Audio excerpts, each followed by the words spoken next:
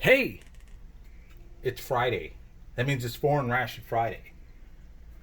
I was going to do the Swedish uh, 4 meal giant ration, but California is on the verge of an economic collapse, so I've kind of slipped back into prepper mode. So I've been busy dealing with that stuff today, but we're still going to do a ration.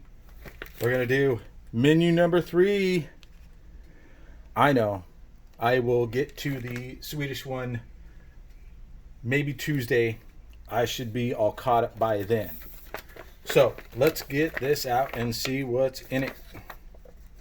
There's a tear notch up here on the top. Let's go ahead and get that ripped open. Ooh, it's full of stuff. Yeah, nothing in the bag. We got some tasty crackers.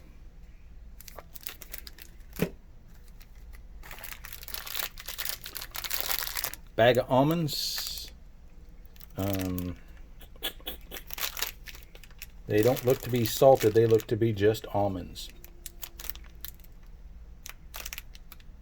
It says it has 0.04 grams of salt. Looks like an accessory pack. Those look like a zip tie, some fuel tabs. Let's open it up, shall we? Yeah. Zip tie. Shovel type of spoon. Not very durable though. A pack of big ass fuel cells, to cook our main with, I guess. A box of matches, and they are blue tipped. I don't know what different color the tip means, but everybody seems to note it. And a lemon towelette. Well, it's a good thing they didn't have any food products in that pouch other than the spoon that you're shoveling the stuff into your face with. Bum, bum, bum, bum, bum, bum, bum, bum, bum.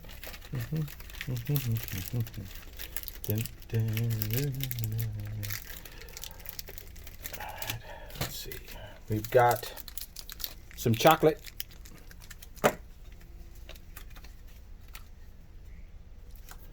Chicken broth. Sugar. A lot of sugar. A cherry flavored drink with vitamin C.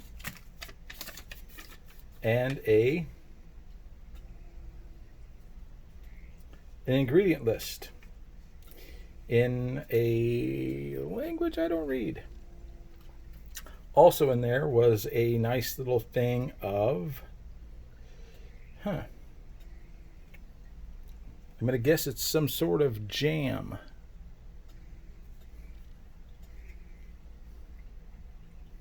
Trying to see if there's any sort of some citrus in there of some sort. Hey, guess what? It's not leaking, so we're going to try it. And then we've got this. I'm going to guess this is the, yep, that's the stove.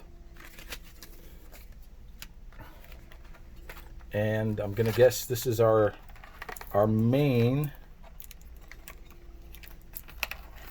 conveniently taped shut with the world's strongest Scotch tape. Let's go. Ooh, there's more than that in there. There's empty box, but it has a flameless ration heater, which is odd being it came with a stove. And our main, which is stewed beef with barley mash. I guess, only thing left to do is put it on a tray and then we'll start heating stuff. All right, everything's out on a tray. I really don't see a use for the stove inside, so I will save that for a kid or something. Being I'm in the house, I'm going to use hot water and not the Flemish ration here and save that for something else as well. So I'm going to go ahead and go get this stewed beef with Pearl Barley heated up. I'll get a mug for the chicken broth. Let's see.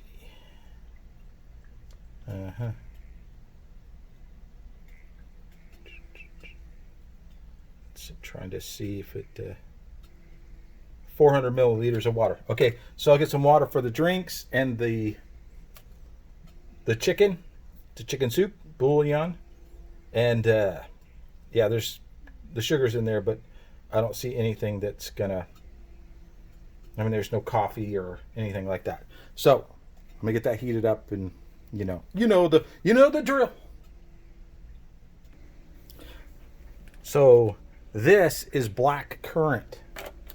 All right, we got our cold water for our cherry drink. We have our hot for our delicious chicken broth.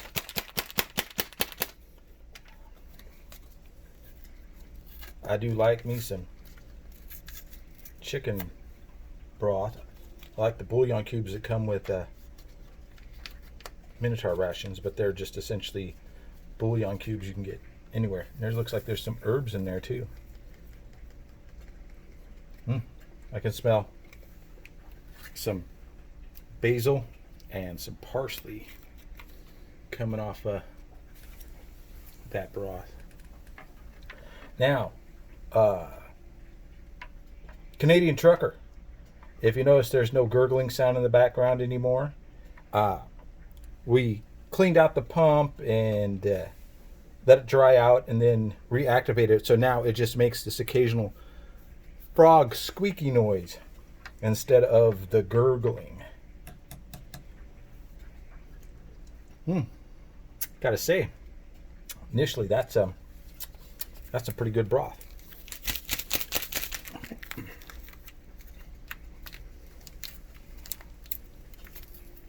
This is a really interesting ration. I like the size. It's a lot smaller than US ones, but I'm not an Eastern European it looks like Pop Rocks. I don't have an Eastern European palate, so grains like barley and all those different spices and stuff that they use in Russian rations just don't appeal to me.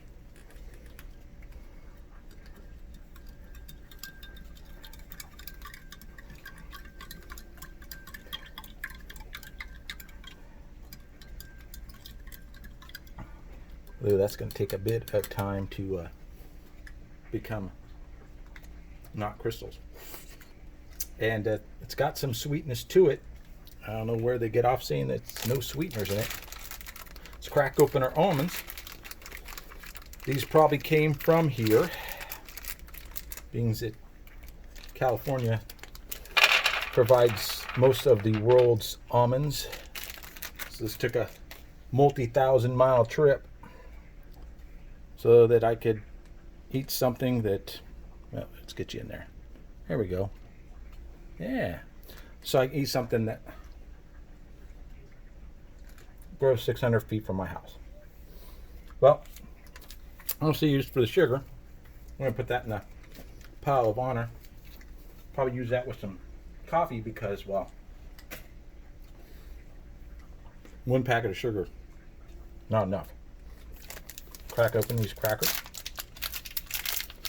Yeah, those are raw, unsalted almonds. They're pretty good. My grandmother, she used to roast almonds. They had a couple almond trees, and she would roast them and then let them sit in melted butter and then salt them. That is a really good way to eat almonds. Hey, look at that, kids. Those look like rye crackers to me. Yeah, they smell like it. And look how thick that is. And that's a hearty Eastern Bloc cracker. That'll soak up that broth good. But we're gonna go ahead and snap that. No, small pieces. I don't want to destroy my teeth. It does take us one wayward cracker to send you to the dentist. It says it's black currant. It smells a lot like blackberry. Let's see.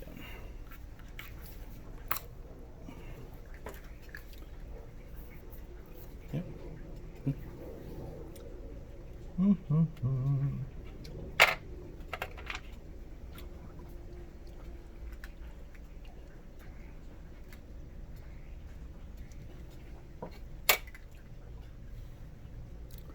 Doobie-doo. Hey, get in there. Look at that. There's chunks of fruit in there.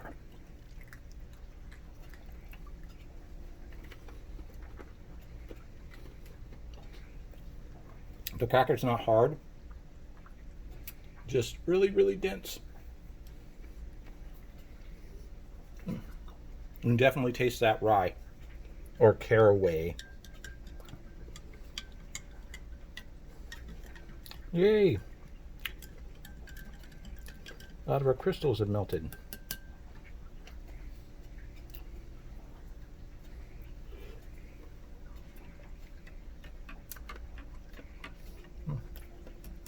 I tell you, that broth, chicken, soup, whatever they're calling it, smells really, really good. That jam, it's good. So good, it's gotten everywhere. Let's see what our camouflage chocolate. Is it a fine French chocolate? Is it a German chocolate? Is it bloomed? All right, place your bets. Is it bloomed or not bloomed?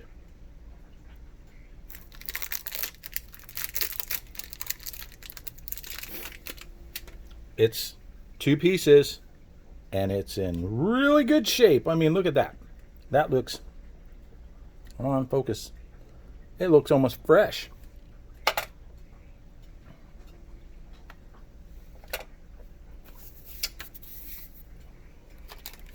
Yep, it is a dark chocolate, smooth, meltable. It reminds me of semi-sweet morsels from Nestle. So realistically, we're just kind of waiting for the main to finish heating up. So go ahead and try our super thick cracker and that hot chicken broth. Quickly finish off that piece of chocolate. Not much of a chewer for chocolate. I like to let it melt. That's why bloom chocolate just all right. I soaked up enough juice. I mean, yeah, let's see. You can see. Oh yeah, it's got maybe too close. Yeah.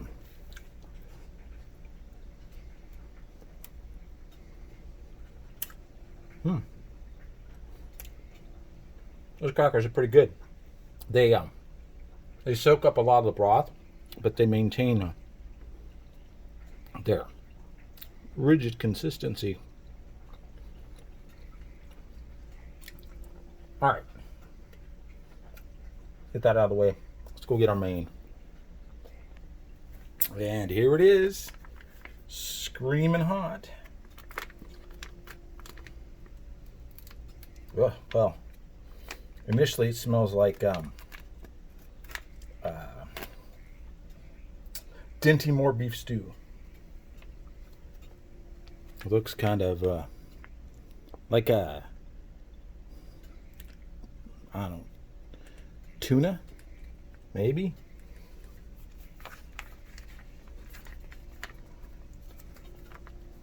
Ooh, super juicy. Come on. There you go. Yeah, empty.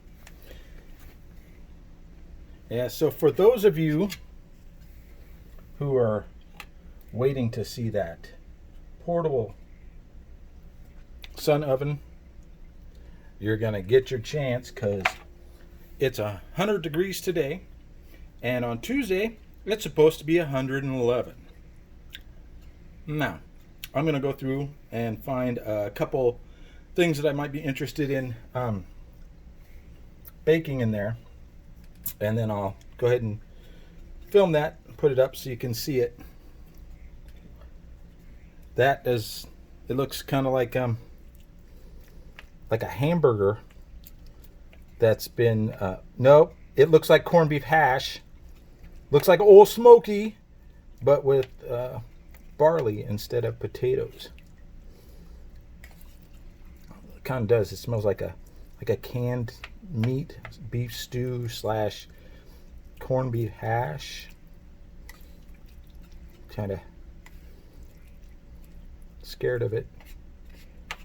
Not because of, I like corned beef hash. It's just that I don't want to love this.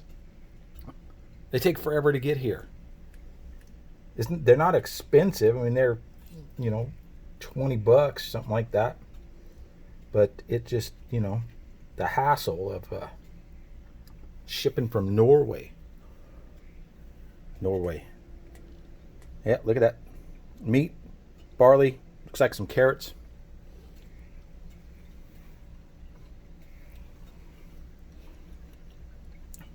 Okay.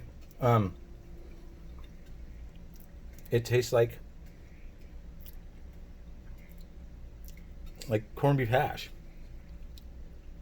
I mean, the potatoes aren't potatoes, they're like a mushy grain, but the flavors, my brain's saying, hey dude, that's corned beef hash. Where's the egg?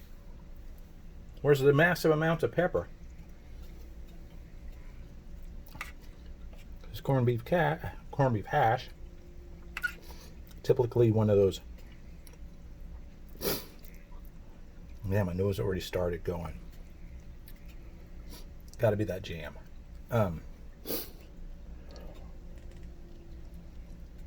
But yeah, it's not bad.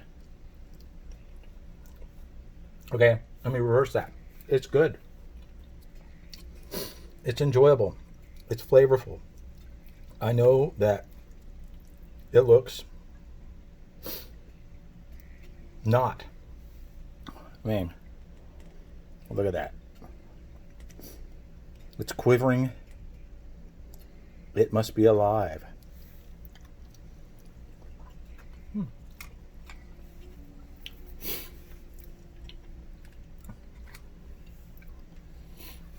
Let's hit up some of that soup.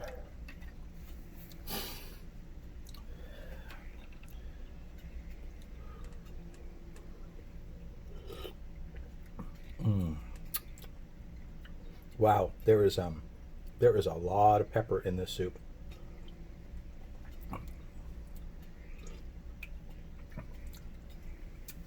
That's a delicious chicken broth.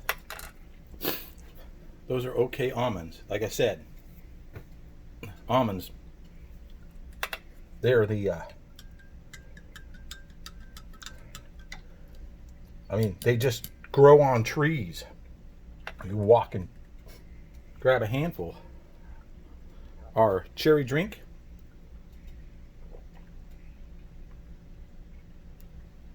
I put it in 12 ounces because there was no instructions on how much water to put it in, but 12 ounces seems to be enough. It's sweet, it's cherry. It is not as good as the Minotaur cherry drink because that tastes kind of like a cherry syrup that you would add to sodas, whereas the Minotaur one tastes kind of like candy. All right, I know it's Friday. You got better things to do than watch me, so Let's go ahead and try this on a cracker. Put some currant jam and some chocolate and some almonds on there. No. With a cracker, without the cracker, the beef and barley is a standalone. I mean, like I said, the only thing I think that this could do would be a fried egg. Maybe some hot sauce. The black currant jam is pretty good. I'm going to finish that off. I'm going to finish this off. With almonds, I'm probably going to toast them and eat them somewhere else. That chocolate, I'm going to wrap that back up and put in the fridge. Chop it up, put in some cookies. That broth is good. If it were not currently 92 degrees outside and 76 inside, that would be perfect on a cold day to warm you up. Or as a breakfast when you're out camping. Instead of making yourself some coffee, make yourself some chicken broth and a couple pieces of campfire toast. Okay. This is already 20 minutes long. So, you're already falling asleep. I've been Jack of Trades. I got this from MRE Mountain. But because of the UPS, United Postal Service glacial slowdown, they're available. You can order them, but they're probably not going to show up for a couple weeks. I enjoyed this. I hope to enjoy number 5 because supposedly it's got hazelnuts in it. I love me some hazelnuts. All right. I've been Jack of Trades. It's been Foreign Ration Friday. I got to go do a bunch of other stuff. So I hope you have a great weekend. I'll see you soon.